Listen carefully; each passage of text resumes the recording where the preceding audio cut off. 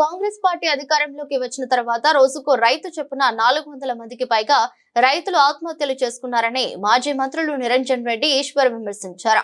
జగిత్యాల జిల్లా ఇబ్రాహీంపట్నం మండల కేంద్రానికి చెందిన రైతు పిట్ల లింగం ఇటీవల ఆత్మహత్య చేసుకోగా వారి కుటుంబ సభ్యులను బీఆర్ఎస్ మాజీ మంత్రులు పరామర్శించారు. ఈ సందర్భంగా మాట్లాడుతూ రైతులు ఆత్మవిశ్వాసాన్ని కోల్పోయి కాంగ్రెస్ పార్టీపై నమ్మకం లేక రాష్ట్ర వ్యాప్తంగా ఆత్మహత్యలకు పాల్పడుతున్నారని అన్నారు.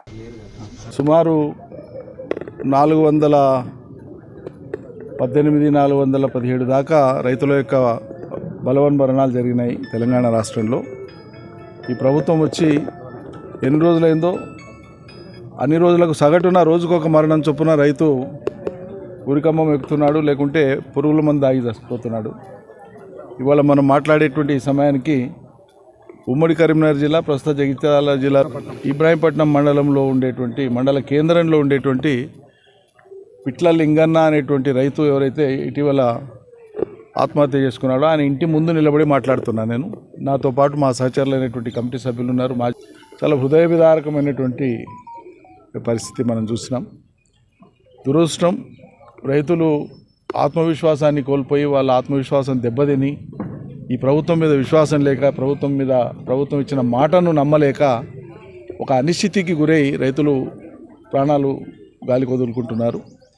ధైర్యంగా ఉండండి అని మనం దిక్కు చెప్తా ఉన్నాం, ప్రయత్నం చేస్తూ ఉన్నాం, కానీ వాళ్ళకి ధైర్యం వస్తలేదు. కారణం చెప్పిన రుణమాఫీ కాకపోయా, అదేవిధంగా ఇస్తానన్న రైతు బంధు రాకపోయా, వ్యవసాయ అప్పులతో పాటు కుటుంబాలు గడవక చాలా ఇబ్బంది పడుతూ ఉన్నారు. పంటలు కూడా కొనుగోలు చేసేటువంటి పరిస్థితి లేదు రాష్ట్ర ప్రభుత్వానికి. గతంలో పంటల కొనుగోలుకు రంది లేకుండే, రైతు బంధుకు రంది లేకుండే, సాగునీళ్ళకి రంది లేకుండే, పెట్టుబడికి రంది లేకుండే, రుణమాఫీకి రంది లేకుండే. కానీ అలా అన్నింటికి రందిపడే పరిస్థితి వచ్చి మాకెవరు దిక్కు అనేటువంటి ఒక దిక్కుతోచని పరిస్థితులలో రైతులు ఈ బలవన్మరణాలకు పాల్పడుతున్నారు.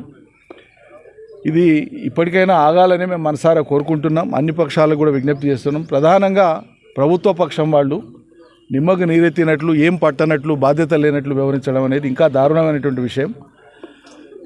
పర్యటన ఇన్నిసార్లు మాట్లాడి ఇంత గగోలు పెడితే మొన్న లేక ఒకసారి కదిలి ఆ రైతు కమిషన్ అధ్యక్షుడు అంటే ఆయన పెద్ద మనిషి, అది కూడా ఆయన మాత్రం ఒక నియోజకవర్గంలో పోయి ఒక చోట కనిపించినట్లు వార్తలు చూస్తున్నాం. ఇంతమంది శాసనసభ్యులు ఏం చేస్తున్నారు, ప్రభుత్వం ఏం చేస్తుంది, ముఖ్యమంత్రి ఏం చేస్తున్నారు, మంత్రులు ఏం చేస్తున్నారు? ఈ రాష్ట్రంలో అత్యధిక జనాభా వ్యవసాయం మీద ఆధారపడేటువంటి జనాలే కదా. 2.5 కోట్ల పైచిలకు జనం సేద్యం మీద, వ్యవసాయం మీద ప్రత్యక్షంగా పరోక్షంగా బతికేవాళ్లే కదా. మరి ఈ రంగంలో ఉండేటువంటి రైతులే ఆత్మహత్య చేసుకుంటే మీకు తీరిక లేకపోతే మీరు ఎవరి కోసం పనిచేస్తున్నట్లే? రాష్ట్రంలో ఎవరిని ఉద్ధరించడానికి పనిచేస్తున్నట్లు? ఇందాకే చూసినాం, మీరందరూ కూడా సాక్షులు. తల్లిని మేము ఓదారుస్తూ ఉంటే పసిపిల్ల, 6-7 ఏళ్ల పసిపిల్ల తన తల్లి కండ్లను తుడుస్తూ ఉంది.